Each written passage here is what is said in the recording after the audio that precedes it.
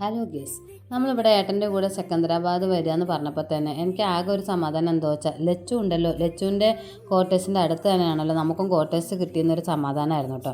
കാരണം ലച്ചു ഞാനും തമ്മിൽ ജമ്മു തൊട്ടിട്ടുള്ള പരിചയമാണ്. അപ്പോൾ പിന്നെ നമുക്ക് അറിയുന്ന ഒരാളുണ്ടല്ലോ എന്നുള്ളൊരു സമാധാനമായിരുന്നു. പിന്നെ എൻ്റെ ഒരു സംസാര രീതി വെച്ച് ഞാൻ എല്ലാവരോടും കമ്പനിയാവും.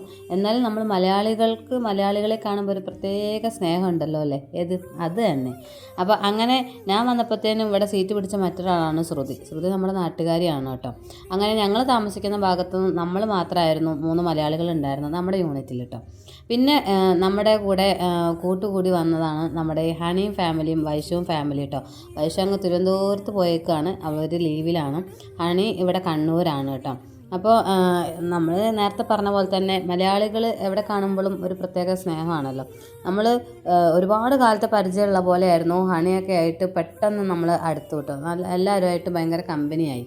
അപ്പോൾ പറഞ്ഞു വന്നത്, നമ്മൾ വീട്ടുകാരെയൊക്കെ വിട്ട് മറ്റൊരു സ്ഥലത്തേക്ക് പോകുമ്പോൾ നമ്മൾ അവിടെ കുറച്ചും കൂടി ഹാപ്പി ആയിരിക്കുന്നത് നമ്മുടെ വൈബിലുള്ള ഫ്രണ്ട്സിനെ കിട്ടുമ്പോഴാണ് അല്ലേ. വീട് വിട്ട് മാറി നിൽക്കണവർക്ക് കുറച്ചും കൂടി മനസ്സിലാവാൻ പറ്റും. അപ്പോൾ ഇന്ന് നമ്മുടെ ഹണിയുടെയും മൃദുവിൻ്റെയും വെഡ്ഡിങ് ആനിവേഴ്സറി ആയിരുന്നു കേട്ടോ. അപ്പോൾ നമ്മൾ വൈകുന്നേരമായിരുന്നു പരിപാടി, നമ്മൾ മാത്രമുള്ള ഒരു കൊച്ചു പരിപാടി.